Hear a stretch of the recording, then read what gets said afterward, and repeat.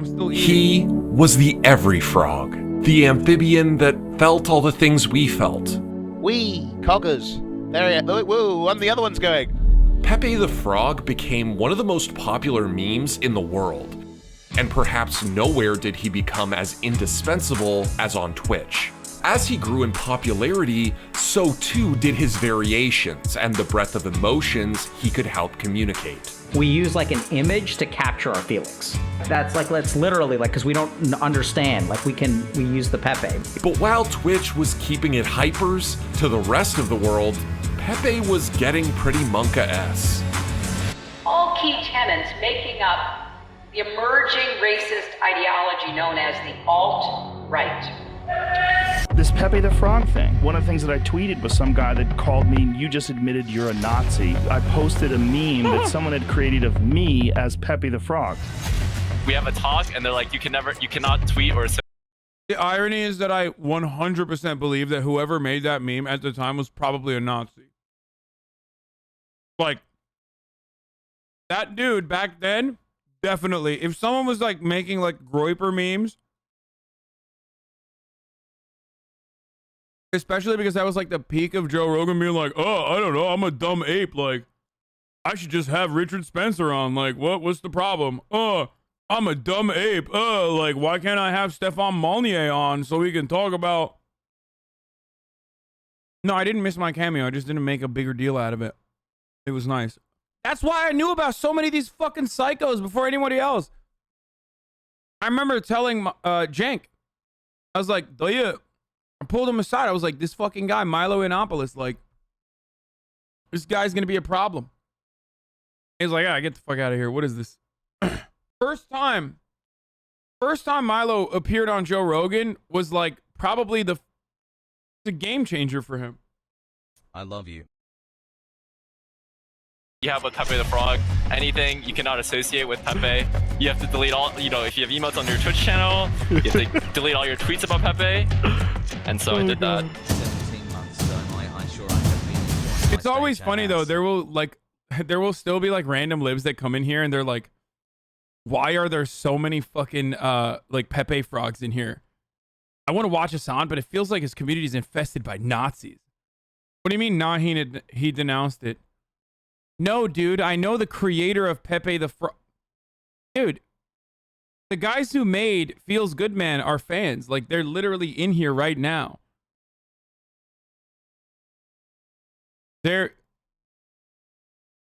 I know the fuck. I watched the Feels Good Man. The guy who created, like, the original Feels Good Man, Pepe the Frog, literally successfully fucking sued Alex Jones for using his Feels Good Man character. Go watch Feels Good Man, by the way. It's very good. This is the story of the meme that went from emotional touchstone to alleged hate symbol and then was revived again. And now it's back and it didn't die, and now people are using it appropriately. I mean, that's just what I imagine when I imagine like the default Twitch viewer. If you close your eyes and imagine a Twitch viewer, it just, to me, a Peebo or Pepe comes to mind. I want to see some Pepe pains in the chat. I want to see some Pepe pains in the chat. Remember Pepe the Frog? This is him now. Feels good, man.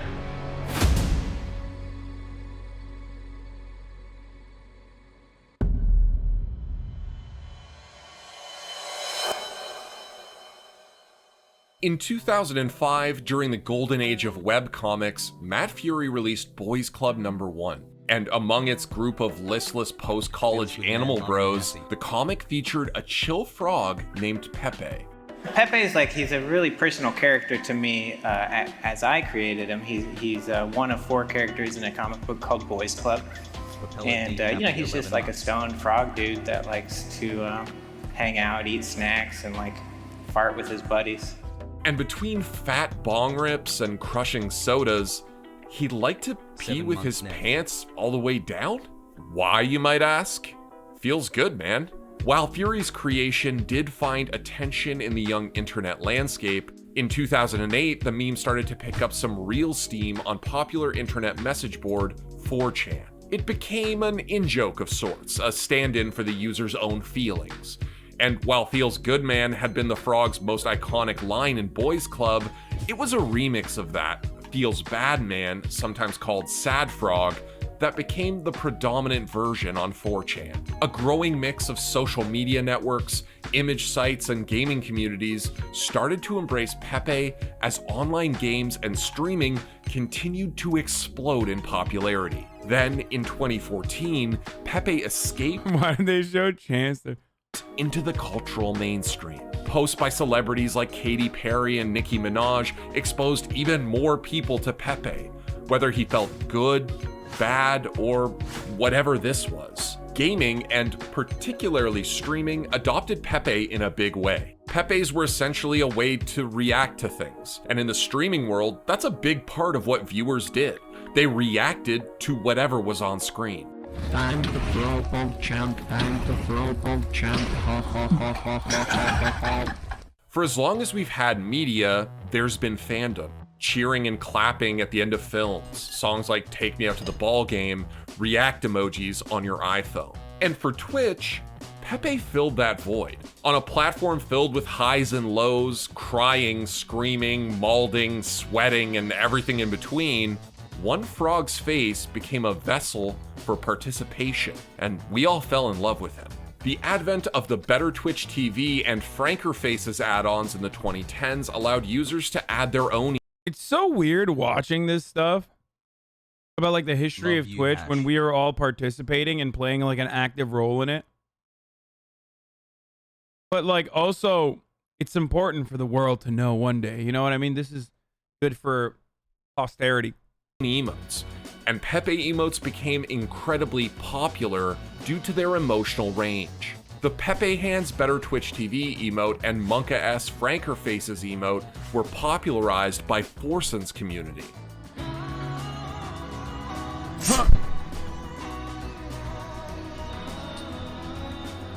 Okay, to be fair, everything was popularized by Forsen's community.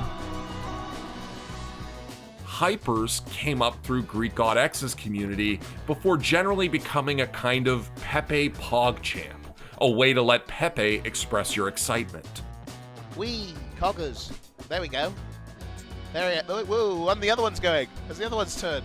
And Monka S in particular, clearly an expression of anxiety or nervousness, was a perfect fit on Twitch, where the audience often watched with bated breath as their favorite streamer strolled into the unknown. On Twitch, Pepe basically stayed in that pre-2014 state, but it wasn't like that everywhere. In 2018, the Overwatch League explicitly told players not to post about the cartoon frog on social media. They also timed out users for using Pepe-related emotes from their Overwatch, StarCraft, and Heroes of the Storm channels, including those from content. I'm so glad Blizzard is doing some cleanup, dude. I mean, they were really just dealing with some of the most important, some of the most significant problems. Creators that played their games. The ban came to light after a tweet by then Overwatch League player Jay Sinatra Wong. Hyperpoggers 1 month till sub baby, let's go. Didn't he do some other shit, dude?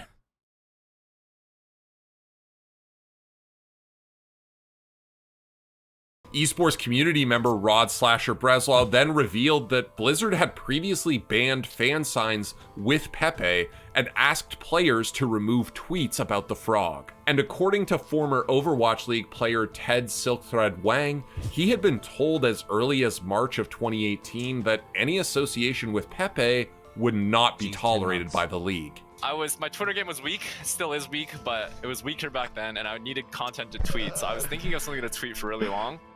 And I eventually was like, oh, I'll tweet. Does anyone else love Pepe the Frog? Question mark. That's the entirety of my tweet, okay? 2 hours after I tweet that, my social media manager on Valiant tells me to delete it instantly. And then I'm like, okay, I don't know why, but I did it. And then, oh my God. And then like later, like the next day or something, we have a talk and they're like, you cannot tweet or associate. You have any emotes you have with Pepe the Frog, anything you cannot associate with Pepe. You have to delete all, if you have emotes on your Twitch channel, you have to delete all your tweets about Pepe. And so I did that. To understand why, we have to go back to 2015.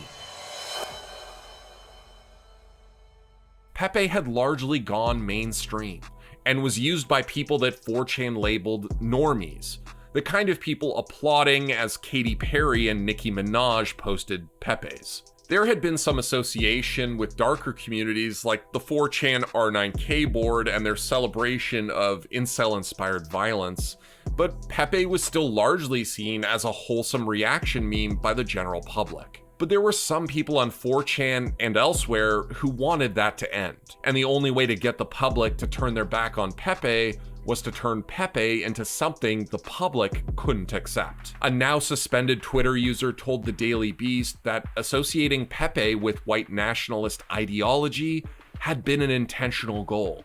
And though later... Hey, do you guys remember, some of the old heads remember, I can't believe this is old head shit now, but there was a big fight that occurred in my Twitch community a while back. This fight was over the word simp. Only the old heads remember. And everyone back then was like, you have to ban simp. Like, my Discord was going crazy. Like, you have to ban the word simp. You have to. This is unacceptable. It's so fucking... it's so, you know, fucked up. It's so sexist, whatever. And I was like, no. Like, no, we're not going to do that. And I fought back. And then my fucking cuck ass, simp ass mods literally fucking convinced me. They're all in here right now. They'll laugh at that now. Okay? They literally convinced me. I was like, fuck it, let's ban it. Well, some of them did not want to ban it. And some of them did. Okay. And at the time, like, this was the foremost, this was the most significant debate. Oh my fucking God. Like, we have to ban it. And I never banned it on my stream, but we banned it in the Discord for a little bit. And then we brought it back. And my argument back then was that, like, simp is not about, like, anyone who fucking, you know, is a sucker for mediocre pussy or whatever the fuck the backronym was, right? My favorite. This was literally like last year. And people wanted me to, like, unironically ban it. And I defended it. And I said, look, that's not what, you know, that's not what simp is about. And that it's a new word. It's like new word that is like picking up steam. Why would we allow, like, dumbasses? Why would fucking we let dumbasses take over the word simp and, like, make it seem like it's a pejorative? Sucker, idealized mediocre pussy. Yeah.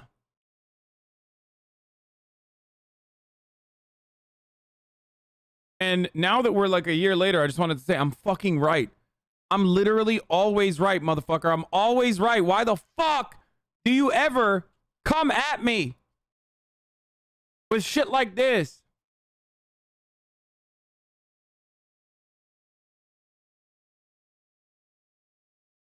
Now everybody uses simp. The people that fucking literally said, like, oh, dude, we gotta ban simp, like, they use simp.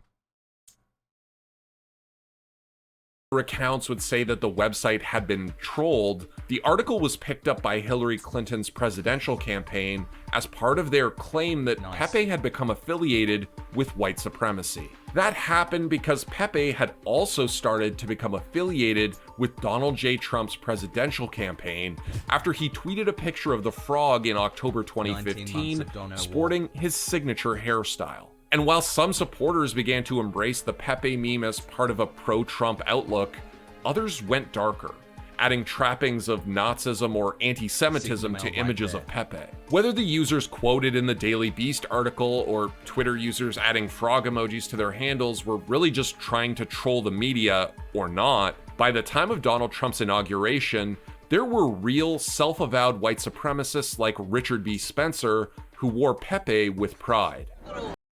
On the ADL's page on Pepe said that the vast majority of users were not posting racist or anti-Semitic Pepes, and that context was everything. So while many understandably turned away from Pepe after the ADL's declaration, Pepe was more heavily ingrained in some communities than others. At the same time, Pepe creator Matt what community was that, I wonder? Fury was trying to regain control of his creation, one that had clearly heavily diverged from his initial incarnation. In 2017, he wrote a comic depicting the death of Pepe, an attempt to bury both the old frog and the new. But he also launched lawsuits against companies selling products depicting Pepe, including InfoWars and Nazi website The Daily Stormer. And an emoticon on Steam that featured Pepe was caught up in that campaign. While the mild-mannered Fury was doing his best to put the genie back in the bottle, the greater internet was debating what to do with Pepe. Facebook came up with an official policy on The community was pretty left by then? No? Yeah, I think so. Pepe. Probably. He wasn't unilaterally banned, but if used in hate... That was probably like the peak of Destiny's community being like actually leftist. When he was consistently fucking debating alt-right figures, actually owning them. Like routinely. Hateful contexts, it would be addressed. For most, Pepe was still just and even centrist as well. Acknowledge your gift subs, dude. Thank you, Muse PWT. And thank you, Valatieri, for the 5 gifted subs. See, this is what I mean. This is what I fucking mean. People literally yell at me if I don't acknowledge the gift subs. Frog meme.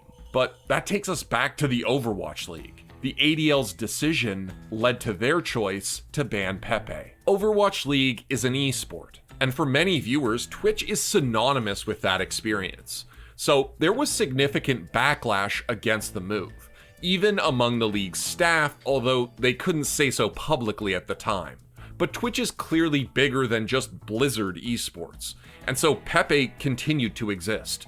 New streamers came up, and with them came more Pepes. In many ways, it's been the world of Twitch and gaming that have brought everyone's favorite frog back from its stint on the razor's edge of cultural uncertainty. Over the course of the last few years, Pepe has mostly returned to the fun, emotional frog that we fell in love with from the beginning. Emotes like Poggers, Feels Weird Man, Wide Peepo Sad, and Sag continue to help Twitch users express their feelings about whatever happened on the streaming platform. And in many cases, these memes became larger than life. I want to see some Pepe pains in the chat. I want to see some Pepe pains in the chat.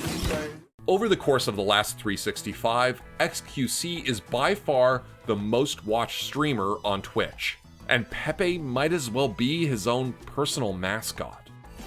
Okay, dude. Poggers in the chat. Oh no. Give me a kick, W. I can't. Stop it.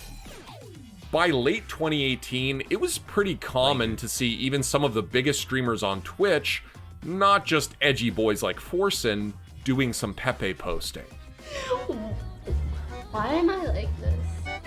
Maybe Twitch would have ended up as Pepe's retirement home, a community of dank gamers swapping jokes, iterating on the frog meme, and just having a good time. Bro, all of the clips they use for my stream is like me pulling up chatters and banning them.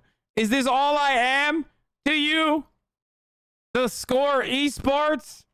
You guys gave me a fucking award last year for like best streamer. And now all of the fucking clips are me executing chatters. What are we gonna name it? Oh, let's name it. Dude, I haven't even been like banning a lot of people lately. Have you guys noticed that? People, come on, yeah, come. Good boy.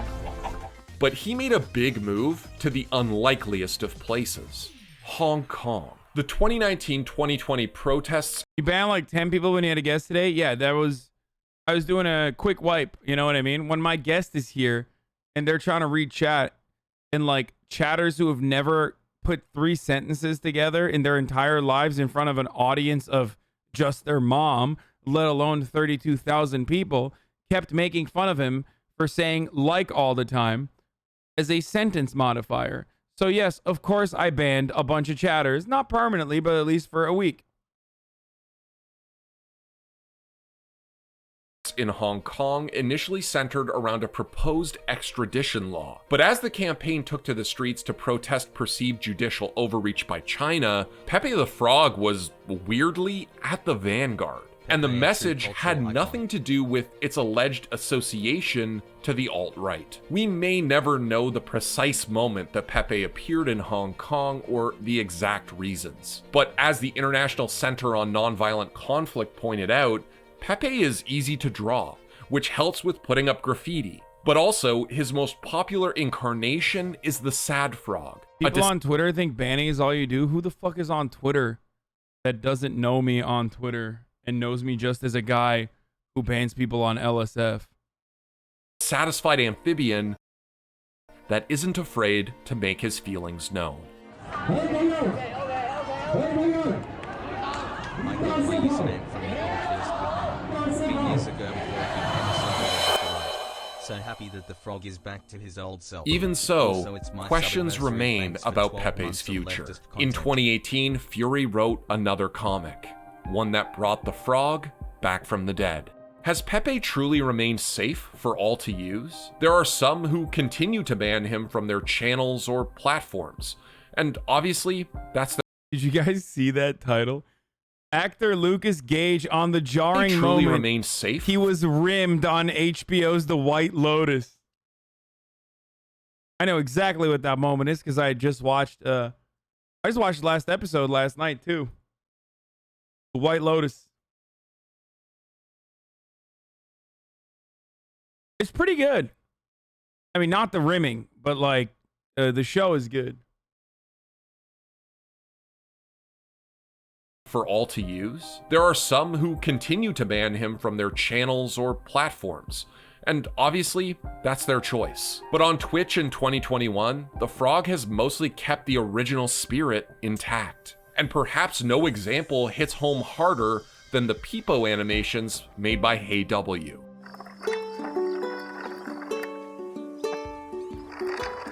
I guess, I mean, that's just what I imagine when I imagine like the default Twitch viewer. I just, cause the emotes get used so much, it seems like if you close your eyes and imagine a Twitch viewer, it just, to me, a Pepe or Pepe comes to mind. I guess depending which age demographic you're imagining.